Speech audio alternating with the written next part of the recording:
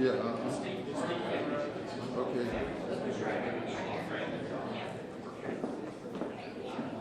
Microphone is on the public, I couldn't hear you. I don't know if you hear audio or not. Okay, thank you.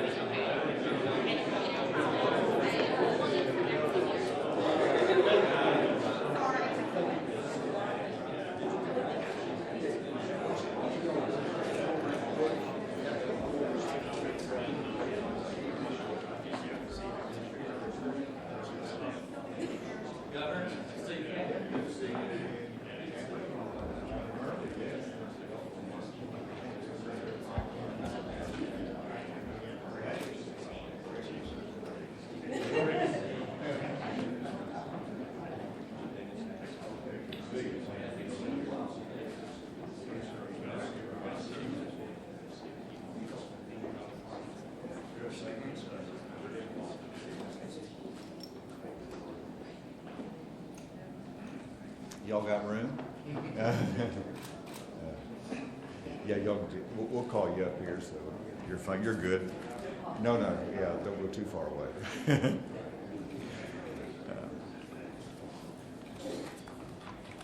Well, thank you for joining me this morning. This is an important discussion that we're engaged in terms of the ballot initiatives. Campaigns are heating up. And as you know, I've expressed my opposition to the two marijuana initiatives that are on the ballot this year.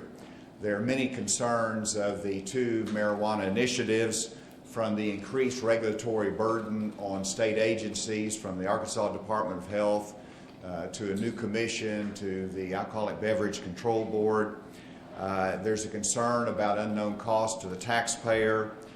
We've seen the experience of other states and the impact upon employers and the workforce.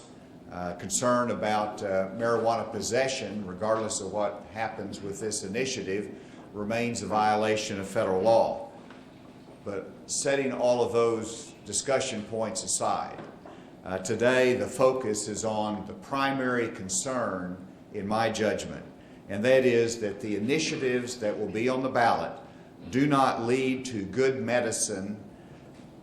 It is not good medical practice, and it is not best for the patient.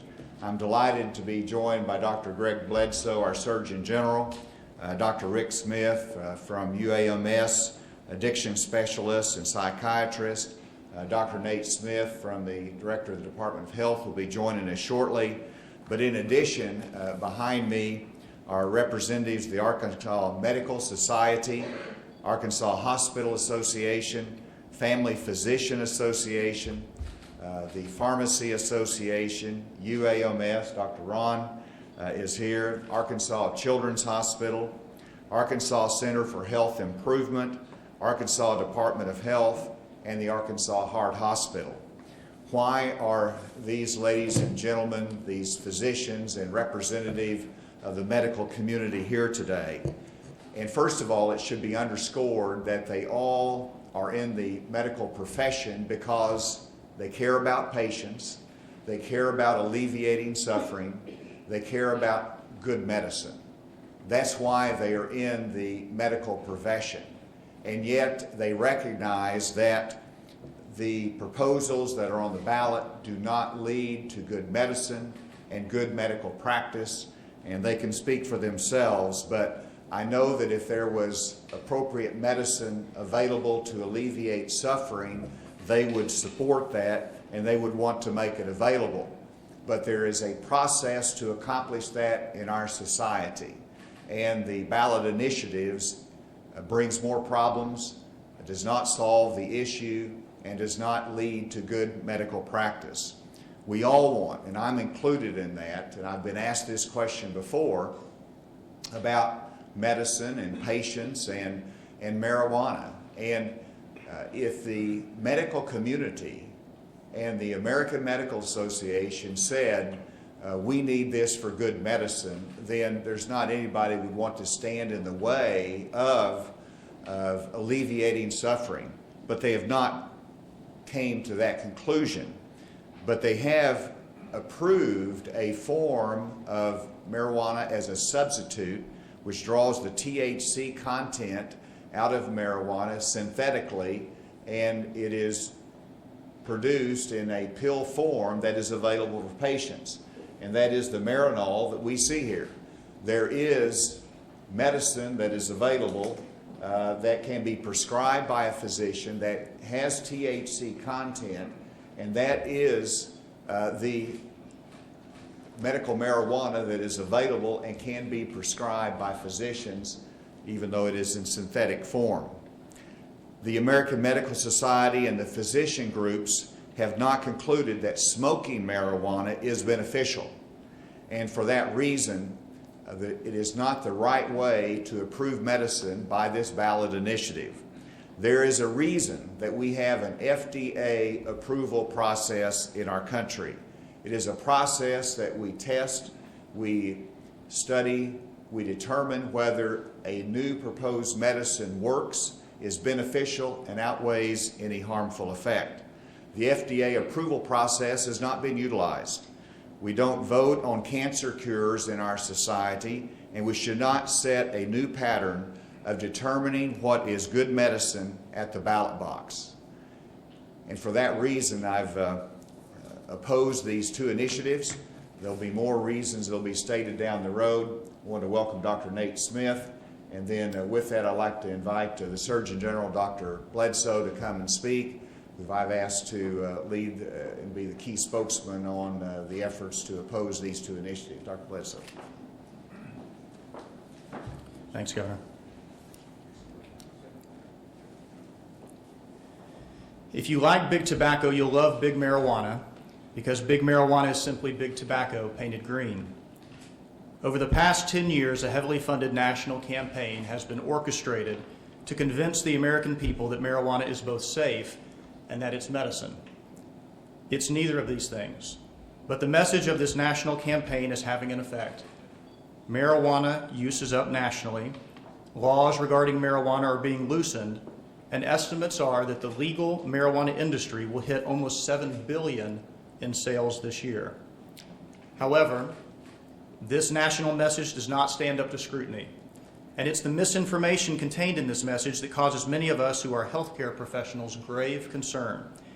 You see, we love our patients, and we want what's best for them and their families, and the messaging from big marijuana is both deceptive and misguided. Marijuana, the plant, is certainly not medicine. Of course, there are compounds within marijuana, mainly THC and CBD, that have shown some promise as therapies, and we should be actively researching marijuana, squeezing every bit of medicinal benefit from this plant. But the correct way to do this is by isolating these compounds, purifying them, and then dosing them appropriately to safely give them to patients. This is accomplished through the FDA approval process, a process that has already produced pharmaceuticals from marijuana and is poised to offer others in the near future. Marijuana, the plant, has over 400 other active compounds that come in various combinations and cannot be titrated consistently when smoked or ingested.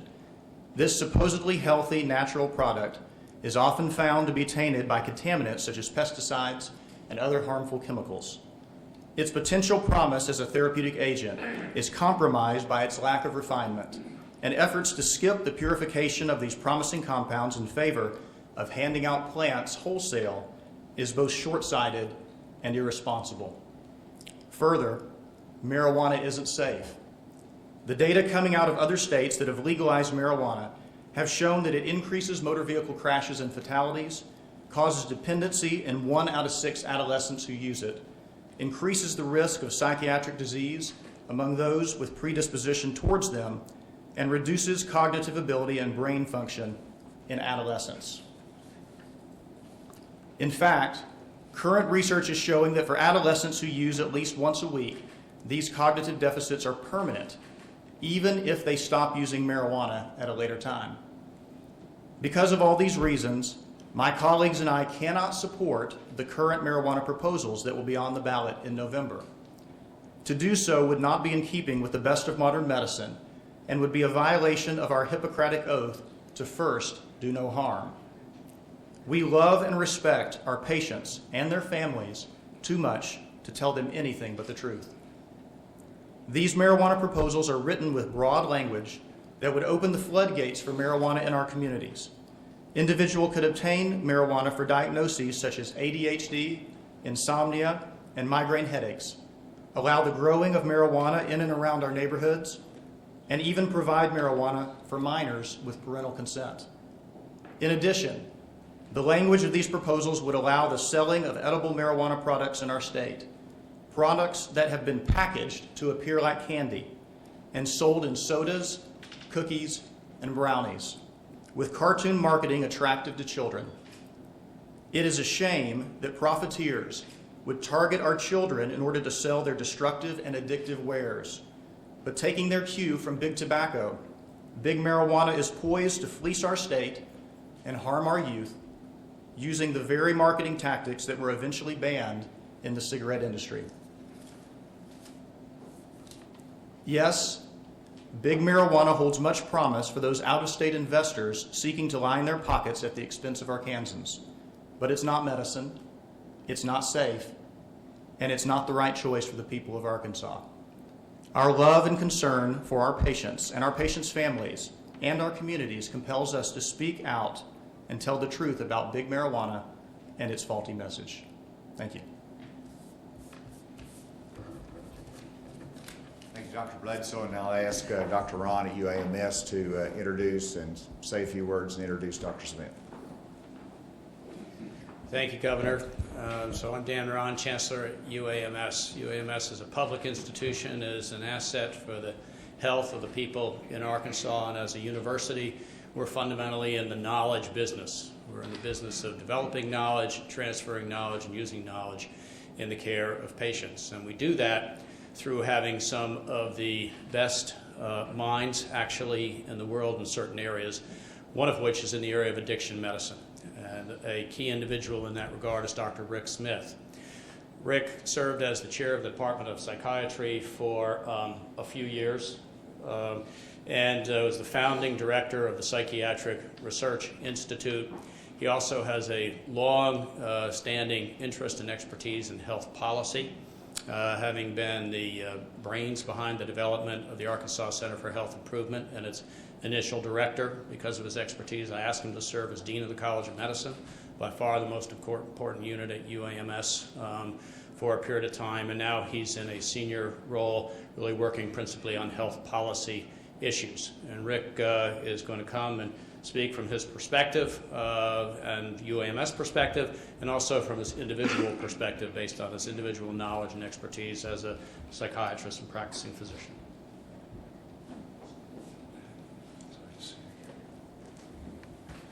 Good morning. I'm happy to be with you today. As Dan said, my name is Rick Smith. I'm a physician and a psychiatrist. I work at UAMS in the College of Medicine, as also at the Psychiatric Research Institute, where I'm a professor of psychiatry, internal medicine, and public health. I'm also a member of the Arkansas Center for Health Improvement's Health Policy Board. They joined me in opposing this legislation based on our meeting last Thursday, where we had extensive discussion. I oppose the act and the amendment for multiple reasons. However, This morning, I only want to mention two. The first is the use of botanical marijuana by patients with many of the qualifying conditions listed in the Act and the amendment is harmful to patients. Both the Act and the amendment are misleading and dangerous by implying that patients with such conditions as Alzheimer's disease, post-traumatic stress disorder, attention deficit disorder, bipolar disorder, and generalized anxiety disorder can safely use marijuana. Use of marijuana is specifically contraindicated in these and many other conditions listed as qualifying conditions in these ballot initiatives. The second reason I oppose the medical marijuana acts is that marijuana is a gateway drug to the use of other drugs of abuse, especially for adolescents and young adults. The more marijuana we have available in our state, either legally or illegally, the more marijuana will be used by our adolescents and young adults, as Dr. Bledsoe was alluding. Thus, the more substance abuse of all types we will have in our state. For those of you who have family members or people that you know and love with substance abuse and addiction, I cannot believe that you would want to increase the likelihood of more adolescents and young adults developing these devastating conditions. I hope you will join me in opposing this harmful legislation. Thank you. And with those comments, we're glad to turn it over for questions. It is more questions for some of the medical community who's up here. Is the consensus here just generally opposed to medical marijuana at all, or are there circumstances where you would support it in some way with some limits in some fashion other than these proposals?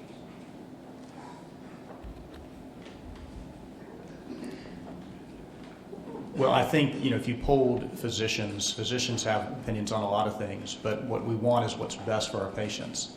And the concern that we all have is that specifically in talking to this legislation, it's written much too broadly. So obviously we have pharmaceuticals that have been derived from marijuana, and we offer those. When you look at the legislation, as Dr. Smith discussed, it's written and actually allows marijuana to be given to patients that have diseases that are specifically contraindicated. So we're very concerned about that. Can I just? Sure. One of the foundational principles of our ethics is to first do no harm. And all of the organizations that have looked at marijuana as a plant to be used therapeutically have said that there is not sufficient demonstrated evidence to warrant its recommendation for use in the face of known harmful side effects. And as Governor Hutchinson said, we have an approval process. The process through which new therapies are developed involves forming a hypothesis of a therapy that could be conceivably effective, and there is suggestive evidence that components of marijuana are effective, and there is a product that's approved and licensed by the FDA for nausea, vomiting, and spasticity, and neuropathic pain. Those are available right now. Beyond that, using a plant of a variable concentration with many other components within it has not been sufficiently studied to gain FDA approval as a therapy.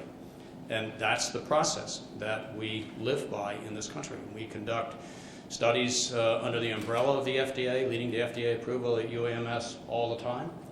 Most therapies that are proposed and enter that pipeline do not end up ultimately getting approved because of side effects that are identified or therapeutic effectiveness that is believed to be present and subsequently found to not be substantiated. So, I think our position is that this should not be dealt with differently from all other therapies that go through a process of research, comparison with effective therapies today, identification of effectiveness, and of toxicities. And there definitely needs to be more research in this arena. So when you say, is there a way in which this would be approved, it would be through increased research and demonstrated effectiveness. I think another answer to your question is no, the delivery device in this situation is wrong. We would never advise anybody to draw something, set it on fire, and suck it into their lungs. It's just ludicrous to think that that's a way that you would go about delivering a medicine. Doctors, do y'all think that marijuana should be removed from the list of Schedule I drugs that facilitate more research? Well, I'll start and then you can finish. You didn't invite me, but I mean, Schedule I is determined by the DEA, and many people think that, well, if marijuana is listed as Schedule I, that means it is the most harmful of any product, and that's really not the test. The test is whether there's any indication that it is of medical benefit, and if it has a legitimate medical use, then it is in not Schedule I, but it's Schedule II or III. And so the opiates are in a different schedule because they have a recognized medical benefit. Marijuana does not have that, so it remains Schedule I. So sometimes the scheduling confuses people in terms of the level of harm, and it's really an indication as to not only harm, but whether there is any medical benefit. Yeah, and the DEA took a long look at the scheduling issue and just recently offered an opinion that they weren't going to change the scheduling, but they did make marijuana more available for research, which we're in agreement with and believe is very important. Are there plans for more efforts like this, or have you just made your statement today and that's where it stops? Well, this is the most important message to the Arkansas voter, and that is this is not good medicine. The debate, I hope, there's a lot of different reasons to oppose it, but this is the central argument, and so we wanted to start with that. I do expect, additional voices to be raised in the coming weeks as to other reasons for opposing this measure. But you can talk about law enforcement, you can talk about all the other issues, but nothing is more central than medicine, because we are a compassionate state. And whenever you see the advertisement that somehow an ailing person needs to smoke marijuana, nobody wants to deprive people of medicine or something that alleviates pain. So there's a lot of compassion out there. So we have to start this argument and this discussion with these physicians that are here, because this is the central point, but there will be others.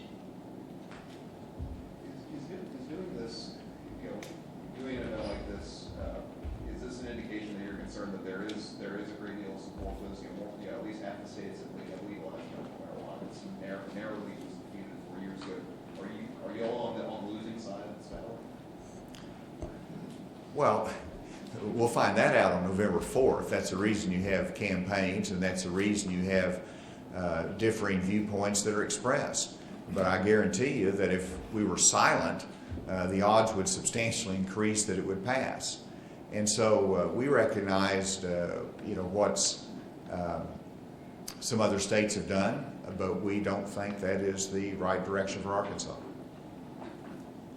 And I'll just say that when I've spent a lot of time over the last month speaking to groups that include a very diverse cross-section of Arkansans, if you walk up to a person and you say, are you for medical marijuana, it's really important that you define the terms. A lot of people say they're for it but don't really understand what they're for. And when you start talking about the specifics of this legislation, those numbers that we see in the polls start falling very rapidly. When you ask people, are you in favor of marijuana for ADHD patients? Are you in favor of minors getting marijuana with parental consent? Are you in favor of a fund being set up to purchase marijuana for low-income residents? When people learn what's actually in the legislation, they're no longer for medical marijuana. For the governor, what would you say to a patient? I know that something like 82% of oncologists say that marijuana is a viable treatment for some of the side effects of chemotherapy. And I think the issue that I hear a lot is the testing that some of these doctors are calling for, because of the way the federal government looks at marijuana, is not available. And so you have these cancer patients and other seriously ill patients that are sitting around and waiting for this testing that's not necessarily possible. Meanwhile, they're dying. Well, you have, again, an FDA approval process. You have the medical community, and so what I would say is we have to trust oncologists. We have to trust those physicians that are here that determines what is in balance the best for the patients. And so we're a compassionate state. We're compassionate people. But we rely upon physicians who are here to heal, to alleviate suffering, and you've heard their message today. They might have something to add to it, but I rely upon the men and women in the medical profession. I trust them, I rely upon them as to what is good medicine, and I think we should continue that process of what is good medicine through a normal FDA approval process. We have very effective treatments for the side effects of cancer today. For the side effects of chemotherapy, we have very little chemotherapy, nausea and vomiting that occurs. We have Marinol, we have other substances actually that are more effective than that. For pain, we have good treatment for pain today. Most of the opiates, in fact, that are prescribed in Arkansas are not prescribed for cancer patients. And so there's very little need for these problems. If there is something inherent in marijuana, we should find out what that is, we should isolate it and give it as a medicine, not give it in a way that's destructive to patients. All right, they will be available afterwards for further questions, as well as the other groups that are here. I know they all had something to say, but they'll be available for any questions you might have as well. Thank you very much.